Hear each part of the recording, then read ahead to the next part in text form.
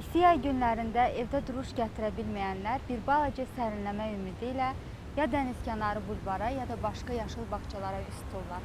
Belə vaxtlarda parklarda adam əlindən tərpənmək olmur.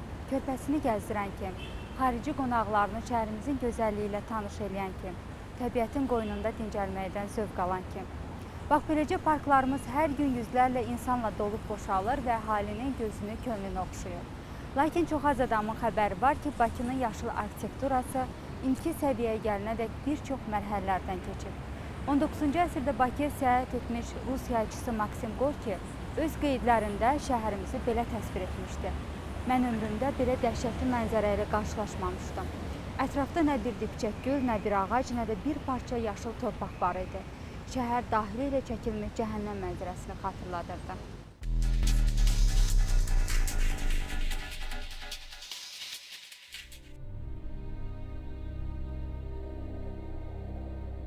Ayrı-ayrı illərdə Bakıya səyahət etmiş görkəmli şəxslərin yazılı qeydlərində inqilaba qədərki şəhərin dolğun peyzajını görmək olar. Bakının yaşıl örtüyü və iqlimi haqda ilk məlumatlar 16-cı əsrin əvvəllərinə təsadüf edir. Ərəb coğrafiyaşünası Əmin Əhməd Rıza 7 iqlim haqqında əsərində göstərir ki, Bakı ətrafında yaşıllıqdan əsər əlamət belə yoxdur. 18-ci əsrin əvvəllərində cəmi cümlətəni 3 hektar yaşıllıq olub. Burada hətta küçələrdə qara örtük olmayıb, asfalt olmayıb. Qalxan toz, qum həmişə insanların bədəninə dolub, gözünə dolub.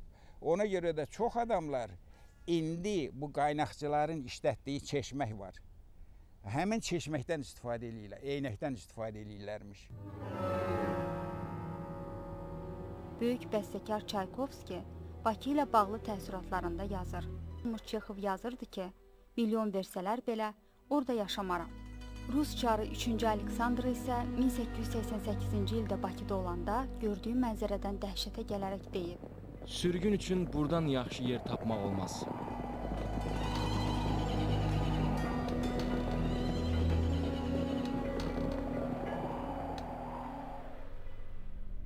Kapitalizmin özü ilə gətirdiyi mədəni keyfiyyətlərindən biri ictimai bağ anlayışı idi. 19-cu əsrədək Bakıda ictimai bağlar yox idi. Lakin orta əsr səyyahlarının yazılı qeydlərindən göründüyü kimi, qala divarlarının yaxınlığında Xan bağı kimi tanınan saray bağçası və şəhər əhalisinə məxsus bağ və bostan sahələri yerləşirmiş. Orta əsrlər 14-cü əsr Azərbaycan coğrafiyaşünası və səyyahı Əbdürrəşid Bakuvi özü Təlxis Əl-Əsər kitabında yazır ki, Bakı baxmayaraq ki, daşlıq ərazi idi, burada çox gözəl şirin bulaqlar var idi. Ancaq Bakı şəhərində də əncir, nar, üzüm ağacları bitirdir. Və o vaxtı ancaq Şirvanşahlar Sarayının divarları çərçivəsində bir neçə iri ağaclar olubdu. Bu da əsasən Abşerona, Bakıya xas olan. Elə olsun ki, onun içərisinə ayaq dəyməsin çox. Ağaçlar sevmirlər onların sahəsi tapdaq olanda. Ona görə bağları dədə-babadan yaşayış yerindən aralıda salıblar. Qadal divarlarından bir qədər uzaqlarda ovdanlar mövcud idi. Orada da məsələn karvanlar gələndə o ovdanların başında topalıqla ağaclar əkilərdi. Ümumi ağac sistemi Bakıda o qədər də qədim tarixə malik deyil. Lakin tarixi qaynaqlar onu göstərir ki, Şirvanşahlar dövründə Şamaxı zəlzələsindən sonraki Şirvanşah paytaxtı, yay rezidensiyasını Bakıya köçmüşdür. Burada onun bağçası olmuşdur. Lakin bu da tək şah və şahın əqrabası üçündür. Hələ 1656-cı ildə Bakıya səyahət etmiş türk səyyahı Övliyə Çələbinin yazığına görə şəhər ətrafındakı bağda meyvə ağacları ilə yanaşı çınar, qarağac kimi dekorativ ağaclar da bitirmiş. Cəmaət öz əkin sahəsini yaxınlıqdakı kəhriz və ovdanlardan gələn təmiz su ilə suvarardı. Lakin yaşayış yerlərinin sürətlə artması və neft istehsalı bu yaşıllıqların da yavaş-yavaş sıradan çıxmasına səbəb oldu. torpağın həyati qabiliyyətlərini itirməklə yanaşı, eyni zamanda da oradan çıxan radioaktiv maddələr torpağı şüalandırır və oradakı həyati genetik aləmi dağıdır. Və həmin neft ola bilsin ki, Abşeron Bakı landşaftına, xüsusilə Bakı landşaftına çox öldürücü təsir göstərmişdir. Və ona görə də sonrakı artıq tədqiqatçılar, səyyahlar, Bakıya gəlmiş qonaqlar Bakıda demək olar ki, yaşıllığın olmadığını qeyd edirlər. Bakı artıq neft maqnatlarının diyarı idi. Hər parça torbağından qara qızıl fışqıran şəhər getdikcə mazutun, tüstünün palçığın içində itib batırdı. Şəhərin baycınacaqlı panoramasını müşahidə edən Yevlaxov hələ 19-cu əsrin ikinci yarısında uzaq görənliklə demişdi. Mən Bakını yaşıllığın poetik görkəmindən uzaq, ciddi iş adamına bənzədirəm. Onun bütün fikri öz gəlirini, çıxarını hesablamaqdadır. Amma biraz səbr edin, görəcəksiniz. Bakının yaşıllığı da olacaq, gözəl bağçaları da. Neft hasilatından sonra sənaye şəhərinə çevrilən Bakıya xarici ölkələrdən güclü axın başlamışdı. Burada tez bir zamanda varlanan kapitalistlərin və şəhər rəhbərliyinin işdən sonra istirahət etməyə yerləri yox idi. Elə bu vaxt Avropada geniş yayılmış ictimai bağlar salmaq ideyası meydana gəldi. Bakının siyasi və iqtisadi həyatında baş verən dəyişik hadisələr buranın yaşıl örtüyünə də təsirsiz qalmayıb. Bu səbəbdən şəhərin yaşıllaşdırma tarixi müəyyən inkişaf mərhələlərindən keçib. Birinci mərhələ 1880-1920-ci illərə şamil edilsə də, qeyd etmək lazımdır ki, 1880-ci ilə qədər də Bakıda müəyyən yaşıllıq sahələri olub. İnqilaba qədərki dövr adlanan bu mərhələdə Bakıda ilk ictimai bağlar salınıb. Adam başına isə 0,2 kvadrat metr yaşıllıq sahəsi düşüb. Yazılı mənbələrdə o dövrün Bakısı belə təsvir edilir. Külək, isti, bütün bunlar demək yaşıllaşdırmaları çətinləşdirirlər. Bütün bunları nəzərə alaraq demək inqilabdan sonra yaşıllaşdırma işinə başlanır. Bir tərəfdən də demək şəhərin inkişafı, əhalinin gəlməsi, neftin çıxması, bunlar hamısı məcbur edir ki, əhalinin işləsinlər, yaşıllaşdırsınlar. Artıq neft sənayesi dövründə böyük gəlirlər gəlmişdi. Bakıda yerli mesenat milyonerlər yaranmışdı. Təbii ki, onlar Bakının həm estetik gözəlliyinə, həm də onun digər şəhərlərə bənzər yaşıl parklara malik. 1895-ci ildə Hacı Zeynalabdin Tağıyevin açdırdığı Bağbanlar Məktəbi və 1917-ci ildə Bakıda birinci su xəttinin çəkilməsi şəhərin yaşıllaşdırılmasına böyük təsir göstərdi. Buna baxmayaraq quru və küləkli iqlim şəraiti, bəzi yerlərdə su qıtlığı və qeyri-münbit torpaq sahələri bağ salmağı çətinləşdirirdi.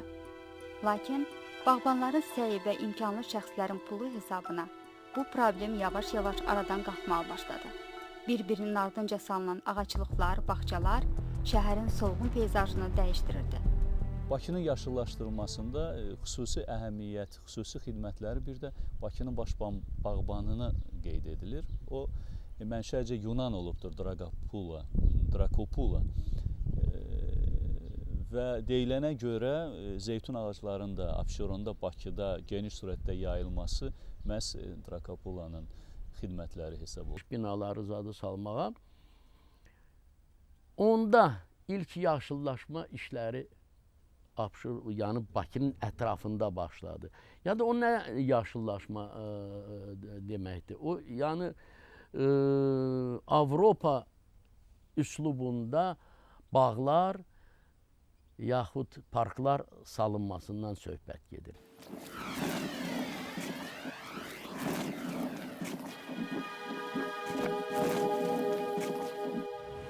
Bakının yaşıllaşdırılmasında şəhər komendantı Xovenin böyük əməyi var idi. Yaşıllıqpərəst komendant ilk gündən qarşısına konkret məqsəd qoymuşdu. Nə olursa olsun şəhərin eybəcər çılpaqlığını yaşıllığa bürümək. Qala divarı ilə ikinci qala divarını. Siyanov bağçası şəhərin ilk kiçik, lakin sevimli bağlarındandır. Bağın yaranmasının çox maraqlı bir tarixçəsi var. 1806-cı ildə Knyaz Siyanov qala qapılarından keçəndə Bakı xanının əmisi oğlu İbrahim tərəfindən öldürülür və 1846-cı ildə Şamaxı yolu adlanan bu yerdə Knyaz Siyanovun abidəsi qoyulur. 1860-cı ildə isə Buraxan bulağından su çəkilir. Yaranmış əlverişli şəraitdən sonra Burada bağ salmaq ideyası meydana gəlir. Memar Qasım bəy Hacıbəbəyev tərəfindən salınmış bağ 1880-ci ildən sıx ağaclı parka çevrilir.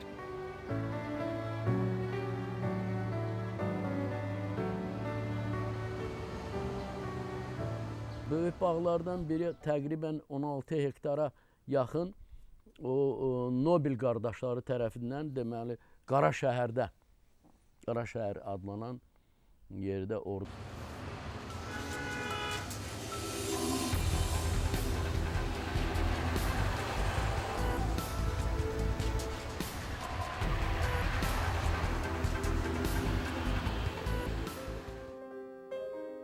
...19-cu əsrin 70-ci illərində Sloboda ərazisində 1 hektar sahədə kvadrat şəkilli kiçik bir park salındı. Buranın ilkin adı Marinin bağı olsa da, indiyə qədər xalq arasında Malakan bağı kimi tanınır. Bu da o zamanlar Bakıya sürgün edilmiş Malakanlarla bağlıydı. Deyilənə görə 19-cu əsrin 50-60-cı illərində bağın yerində Malakan qəsəbəsi olub. Burada Şamaxıdan gələn Malakan furqonları və çəllək imalatxanaları vardı. Çirkablı su və dizə qalxan palçıq, xəstəlik və natəmizlik mənbəyi idi. Çox keçmir ki, çirkli qəsəbə buradan köçürülür. Dörd tərəfdə tikilən hündür və gözəl mülklər isə sadə arxitekturalı bağın simasını zənginləşdirir. 1891-ci ilin Qafqaz kalendarında həmin bağ barədə belə deyilirdi. Marinin bağı dairələrin körpələrlə gəzişdiyi sevimli bir yerdir. Lakin su qıtlığı və rəhbərliyin diqqətsizliyi yüzündən Marinin bağında olan qalan ağaclar da saralıb solurdu. Kaspi qəzeti bu haqda yazırdı. Bakı öz yaşıllığı ilə qürrələnə bilməz. Bağçaya qarşı belə diqqətsiz münasibət cinayətdən də betərdir. 20-ci əsrin əvvəllərində şəhərin baş bağbanı Vasilyevin tərtib etdiyi plana əsasən Malakan bağı genişləndirilməli idi. Lakin bu layihə ömrünü arxivdə başa vuraraq reallaşmadı. 1895-ci ildə isə burada da digər bağlarda olduğu kimi əlavə ağaclar basdırıldı. Malakan bağının adı zaman-zaman dəyişdirilib. Sovet hakimiyyəti qurulduqdan sonra bağın adı 9 yanvar, daha sonralar Haşim Əliyev qoyulub. Hazırda isə bura Xaqani bağıdır.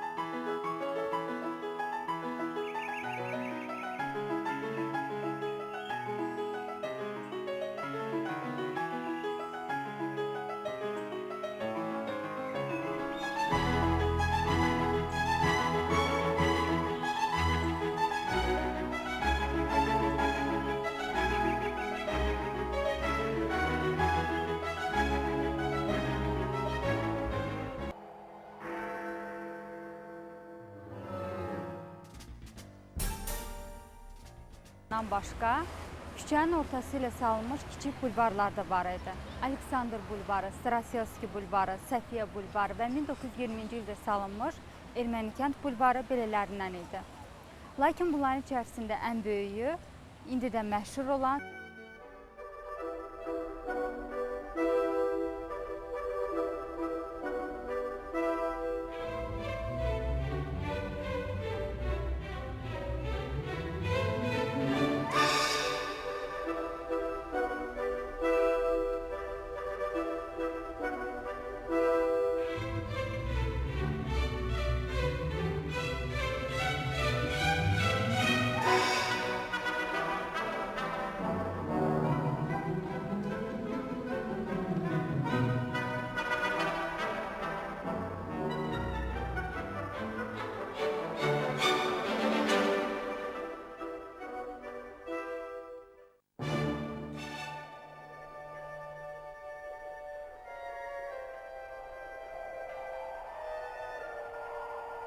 Beləliklə, 1920-ci ilədək Bakının yaşıllığı artaraq 20,26 hektara çatır.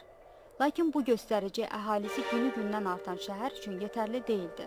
Şəhərin yerdə qalan hissələri isə dəvətkanı ilə örtülü düzənlik və bataqlıqdan ibarət idi. 1920-1941-ci illər Bakının yaşıllaşdırma tarixində ikinci mərhələyə aiddir. Bu illərdən başlayaraq Azərbaycanda yaşıl qəsəbələr salmaq ideyası reallaşmağa başladı. 1920-ci il sentyabrın 18-də bu məqsədlə keçirilən konfransda kiçik bir komissiya yaradıldı. Komissiyanın üzvlərindən olan istedadlı mütəxəssislər Zivər bəy Əhmədbəyev, Plaşko və digərləri ilk gündən bu məsuliyyətli işi həvəslə icra etməyə girişdilər. 1927-ci ildə şəhər memarı professor İvanitskinin rəhbərliyi ilə Bakının daha mükəmməl olan yeni gen planı tərtib olundu. Bu planda bulvarın genişləndirilməsi və yeni parkların salınması xüsusi vurğulanmışdı. Belə də oldu. Batu çoxlu miqdarda 1924-cü ildə ağaçlar gətirildi. Orada maqnoliya idi, evkalipt idi, sonra başqa bu qarğı idi.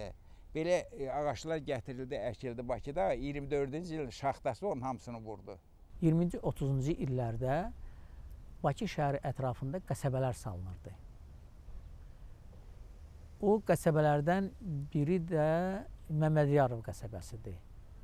Həmin o qəsəbənin boyunca bulvar salındı.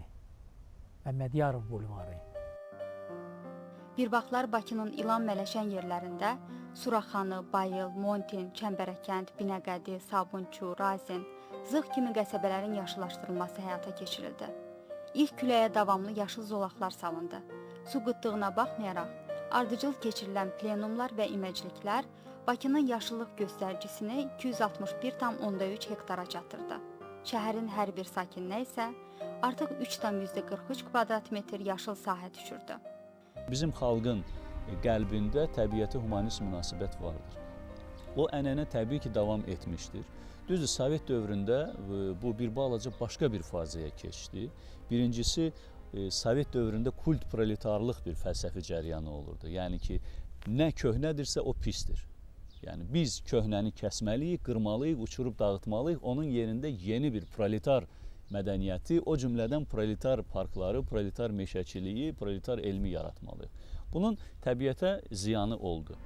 20-30-cu illər arasında məşhur şəxsiyyətlərin heykəlləri qarşısında bağ salmaq bir növ ənənəyə çevrildi. Nizaminin, Axundovun, Füzulinin abidələrinin və İncəsənət Muzeyinin qarşısındakı parklar belələrindən idi. Həmçinin bu dövrdə Bakının əvvəlki yaşıl zonalarının, xüsusən də bulvarın genişləndirilməsi ilə yanaşı, Dağüstü Park, Respublika Stadionunun parkı, Dzerjinski bağı kimi bugün də məşhur olan ictimai bağların əsası qoyuldu. Dağüstü Parkda deməli 1918-ci ildə belə deyək də şəhid olmuş, qəsd olunmuş bizim hərbiçilərimiz, zabitlərimizi orada bastırmışdılar. Həmin qəbirstanlığın izini itirmək üçün 1931-ci ildə Dağüstü Park salındı. Axı, şəhərin vidi var, görünüşü. Bax, ona görə bir də ki, o vaxtı Kirovu da gətirdilər, qoydular ora.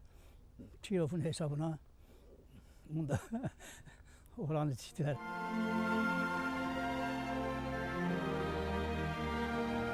Hələ də şəhərdə ağac az olduğundan bağlarda əkmək üçün ağacları Batumi və Rostovdan gətirirdilər. Lakin 1935-ci ildə uzun danışıqlardan sonra Bakıda Nəbatat bağının əsası qoyuldu.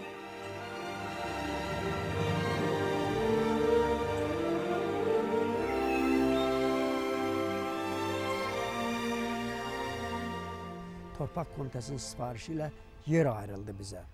Həmin bax bu Dağüstü Parkda televiziya studiyasının yanından Qurd qapısına qədər 85-100 hektara qədər. İlk vaxtlar bağ üçün 80-100 hektar sahə ayrılsa da, 1937-40-cı illərdə bu ərazidə neft quyularının qazılması ilə əlaqədar bağın sahəsi 16 hektara qədər azaldı. Bağda dünyanın müxtəlif yerlərinin, o cümlədən Azərbaycan florasının 2000-dən artıq ağac, kol, çiçək və ot bitkilərinin kolleksiyası toplanmışdı. Botanika bağı canlı muzeydir. Bax, muzey, Xalça muzeyi deyirlər, əlyazmalar muzeyi deyirlər. Bu da canlı muzeydir. Dünyanın hər yerindən 40-cı, 45-ci illərdə İkinci Dünya müharibəsi ortaya düşdüyü üçün yaşıllıqda da tənəzzül əmələ gəldi. Rami göz bəbəyi adlandırıb. İndi göz bəbəyi insan üçün nə qədər faydalı olduğu kimi, yaşıllıq da insan həyatına bir o qədər faydalıdır. Allahın məbədgahı bağlar sayılır.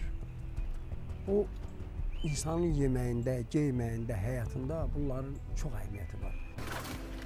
Yaşıllıq insanların sağlamlığı, havanın sağlamlığı. Və heç bir süni sistem ağacın verdiyi o mikroiqlimi verə bilmir. Dədə-babadan da adət belədir ki, hər yaşayan insan ömründə ən azı 2 ağac əkməlidir. Təəssüflər ki, bilirsiniz, insanlar meşələri qıra-qıra, ağaçlıqları qıra-qıra, onlar anlamırlar ki, meşələr onların həyatıdır, onların uşaqlarının, onların ailələrinin, nəvə nəticələrinin gələcəyidir.